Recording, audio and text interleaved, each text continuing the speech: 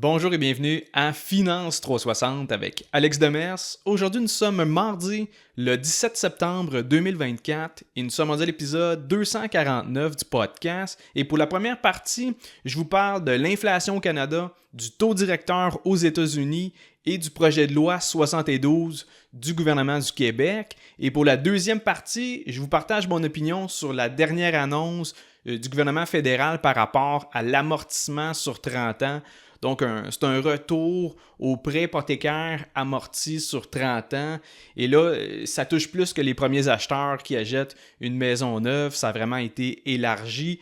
Donc, je vais développer un peu là-dessus. Mais je vais commencer tout de suite avec l'indice des prix à la consommation au Canada, donc l'IPC. Et ce matin, on a pu constater que l'IPC a augmenté de seulement 2% en août, donc comparativement à une augmentation de 2,5% en juillet. Et si on regarde les données d'un peu plus près, on peut se rendre compte que le ralentissement de l'inflation au Canada, c'est principalement dû à la diminution du prix de l'essence. Si on regarde le prix à la pompe, ça a baissé de 5,1% au mois d'août. Donc, encore une fois, je pense que ça va faire en sorte de rassurer la Banque du Canada pour y aller avec une baisse de 50 points de base pour la rencontre du mois prochain, donc en octobre. D'ailleurs, mercredi cette semaine, ça va être la rencontre de la Fed, donc c'est concernant leur politique monétaire. Et de ce côté-là, les investisseurs y anticipent une première baisse du taux directeur aux États-Unis. Et là, comme je vous dis, la question, c'est pas est-ce qu'il va y avoir une baisse, c'est est-ce que ça va être une coupe de 25 points de base ou une réduction de 50 points de base.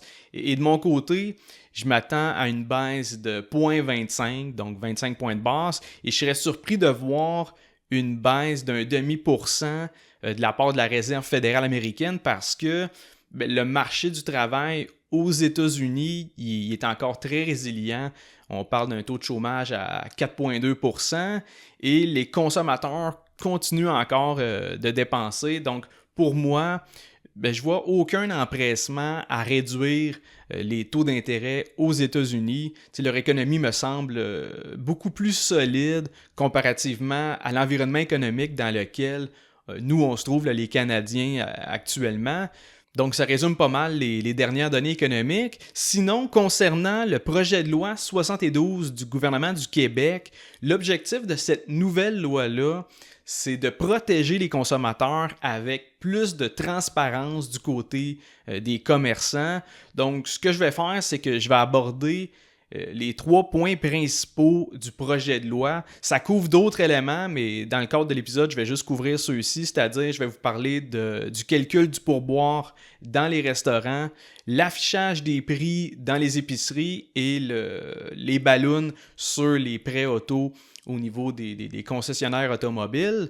Donc, premièrement, il y a la question du calcul du pourboire dans les restos. Donc, en fait, avec la loi 72, le gouvernement du Québec, il veut forcer les commerçants à calculer le pourboire sur la facture avant taxe. Donc, pour vous montrer un peu la différence que ça fait, disons que vous allez souper au restaurant, puis que vous êtes 2 personnes et que ça vous coûte 150 $. Donc, si tu rajoutes les taxes là-dessus, ça monte à 172,46 $. Et si tu donnes 15% de type là-dessus, ça t'a coûté 25,87 $ en pourboire versus si le pourboire est calculé sur la facture avant taxe, donc sur le 150 $, à ce moment-là, ce serait 22,50 $ de type. Là. Donc, sur une facture de 150 $, ça fait une différence d'environ 3 $ entre les deux méthodes de calcul. Donc, je comprends que la loi est bien intentionnée, mais personnellement, je pense que ça va avoir plus d'impact sur les revenus des serveurs que sur les finances personnelles des consommateurs. Sinon, en ce qui concerne les pourboires, ils veulent également s'assurer que les clients peuvent facilement décider le montant du pourboire et qu'il y ait toujours l'option de ne pas en laisser. Et là, on s'entend, il n'y a pas personne qui a déjà été forcé de laisser du pourboire dans sa vie. C'est juste que pour beaucoup de monde, c'est comme malaisant de ne pas en laisser.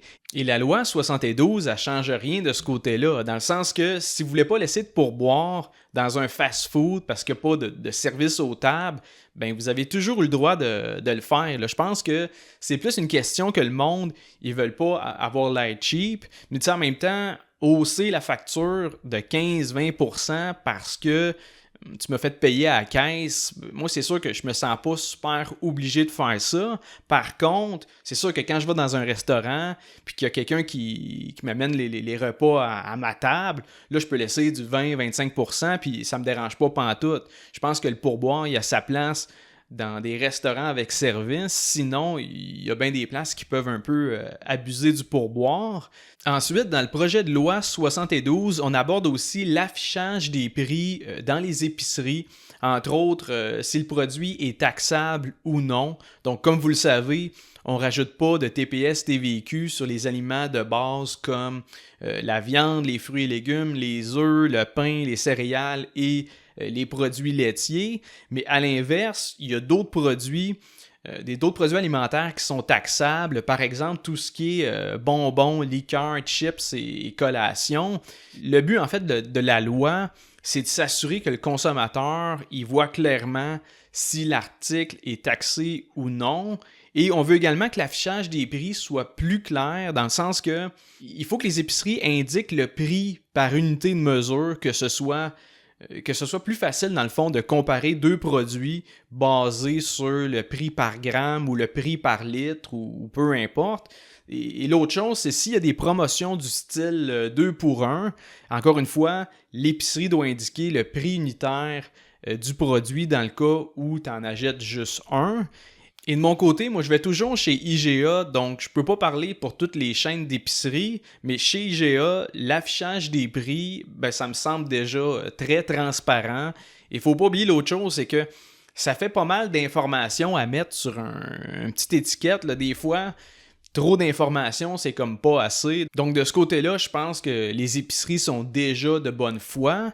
Et pour finir, je vais vous parler de la loi 72 par rapport à l'équité négative sur les véhicules, donc communément appelée une balloune. Et ça, c'est quand quelqu'un achète une voiture en transférant la dette de son ancien prêt auto sur un nouveau contrat de financement. Donc, je donne un exemple. Disons que Jean-Paul veut acheter une nouvelle voiture. Le problème, c'est que la valeur de son véhicule actuel est de 15 000 $ et que le solde de son prêt auto, lui, est à 20 000 $. Donc, autrement dit, il y a une équité négative de 5 000 $. Et dans ce cas-là, si Jean-Paul achète la nouvelle voiture, le concessionnaire, il peut transférer la balance de 5 000 $ sur le nouveau financement de sa nouvelle bagnole. Et si la nouvelle voiture se vend 40 000 $, on rajoute la balloune de 5 000, donc 45 000, et après ça, on enlève évidemment la valeur d'échange de son ancien véhicule, donc on soustrait 15 000 $, et là, Jean-Paul se retrouve avec un prêt de 30 000, et dans ce prêt-là, évidemment, on comprend qu'il y a sa balloune de 5 000 $ qui est inclus là-dedans, qui est financée à X% d'intérêt, et évidemment, tout ça, c'est légal, là. Il n'y a rien de frauduleux dans le fait de transférer un solde sur un nouveau contrat de financement. Et d'ailleurs, le projet de loi 72, il n'est pas là pour interdire cette pratique-là non plus. On ne va pas empêcher le phénomène de balloon. L'objectif, en fait, c'est de rendre ça plus transparent en forçant les concessionnaires automobiles à donner plus d'informations aux clients. Mais honnêtement, je ne pense pas que la loi va venir changer les habitudes de consommation de ceux qui utilisent déjà la mécanique de la balloune, surtout ceux qui l'utilisent à répétition. À mon avis, la plupart des consommateurs, ils savent les implications de rajouter une balance à un nouveau prêt. Au fait, ce sont souvent les mêmes personnes qui vont prendre un contrat de financement sur 7-8 ans pour être capable d'arriver à payer les mensualités. Et même si le vendeur indique clairement le solde de son ancien prêt auto sur le nouveau contrat de financement, je pense pas que ça va changer la décision de la personne qui veut changer de char. T'sais, pour bien du monde, ils regardent uniquement les paiements par mois et si ça rentre dans leur budget, ils se foutent pas mal du prix total du véhicule. Bref, je trouve que c'est un bel effort, mais encore là, ça va prendre plus qu'une loi comme ça pour que les gens arrêtent de s'endetter avec des voitures au-dessus de leurs moyens. Et tout ça pour dire que tant qu'à moi, le projet de loi 72, c'est quelque chose qui est bien intentionné. Et bien franchement, c'est rare que je ne suis pas complètement contre une nouvelle loi du gouvernement, mais dans ce cas-ci, je suis quand même d'accord avec plus de transparence, puis avec plus d'informations plus claires pour les consommateurs. Par contre, je le répète, concrètement, il ne faut pas s'attendre à ce que ça fasse vraiment une différence sur les finances personnelles du monde. Encore une fois, c'était pas tant ça l'objectif. L'objectif, c'est d'aider les consommateurs à faire des achats de façon plus éclairée. Et ce serait un peu absurde d'être contre cette loi-là. Et pour conclure là-dessus, il faut savoir que le gouvernement du Québec, il compte mettre la loi 72 en vigueur d'ici la fin de cette année, là, donc autour de Noël. Donc, c'est l'objectif du gouvernement avec ce projet de loi-là. Et finalement, aujourd'hui, je vais vous parler du retour des prêts hypothécaires sur une période d'amortissement sur 30 ans à partir du 15 décembre prochain. Donc, pourquoi je dis retour? C'est qu'en fait, le gouvernement Harper avait réduit la période d'amortissement à 25 ans. Il avait fait ça en 2012 et là, le gouvernement Trudeau a décidé de revenir en arrière en revenant à l'amortissement sur 30 ans.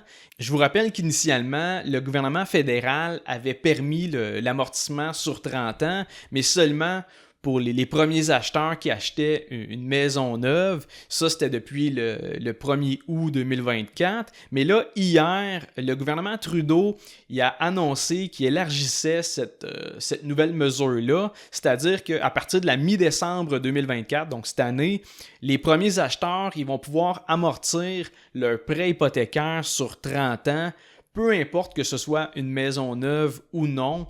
Donc, pour les premiers acheteurs, plus besoin de mettre un 20% de mise de fonds pour avoir la possibilité d'étirer l'amortissement sur 30 ans. Et petite précision concernant les constructions neuves, le gouvernement fédéral il va permettre à tous les acheteurs de souscrire à une hypothèque sur 30 ans. Autrement dit, même si aujourd'hui vous êtes déjà propriétaire, si vous décidez d'acheter une maison neuve, vous allez pouvoir amortir le prêt hypothécaire sur 30 ans.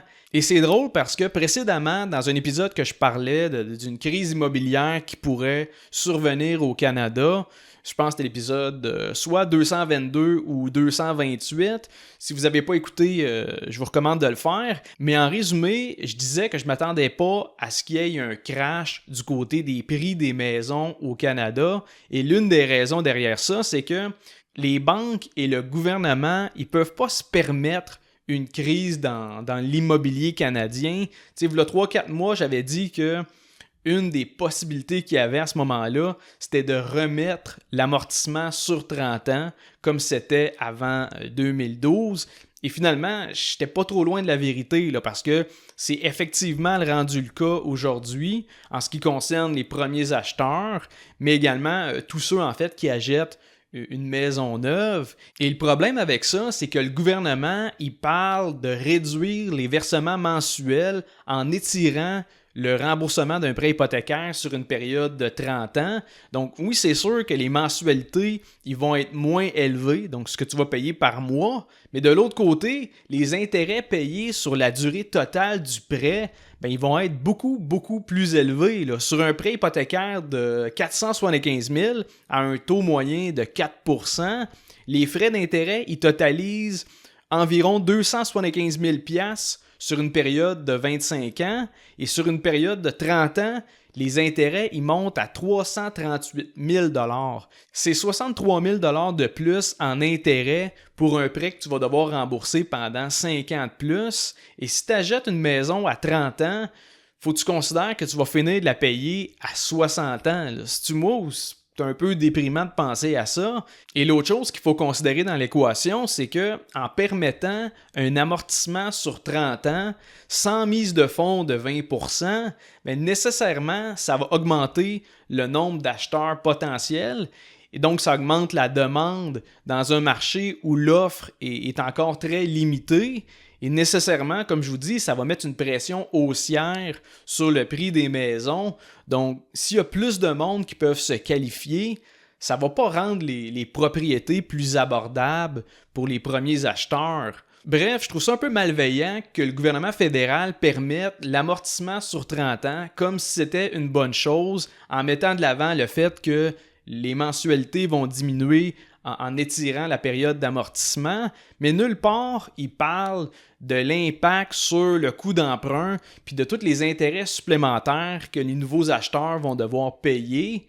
Et pour moi, c'est un cadeau empoisonné et c'est un peu contradictoire avec le projet de loi 72 du gouvernement du Québec qui a justement comme objectif d'être plus transparent avec les consommateurs. Donc, je pense que le gouvernement fédéral devrait être plus clair vis-à-vis les conséquences financières d'un amortissement sur 30 ans au lieu de 25 ans, surtout avec juste une mise de fonds de 5%. Au final, c'est une autre mesure qui paraît bien pour ceux qui se sont fait vendre le rêve de devenir propriétaires, mais ultimement, ça ne règle pas le problème d'accessibilité à la propriété et sur le long terme, je pense que ça va pas mal plus servir aux revenus des banques qu'à ceux qui vont se retrouver esclaves du remboursement de leur hypothèque. Et sur ce, je termine l'épisode d'aujourd'hui. Si vous trouvez l'information pertinente, si vous aimez le podcast, je vous invite à laisser un 5 étoiles sur Spotify, à laisser un review sur Apple Podcasts ou à vous abonner sur ma chaîne YouTube. Et on se revoit mardi prochain pour un autre épisode de Finance 360.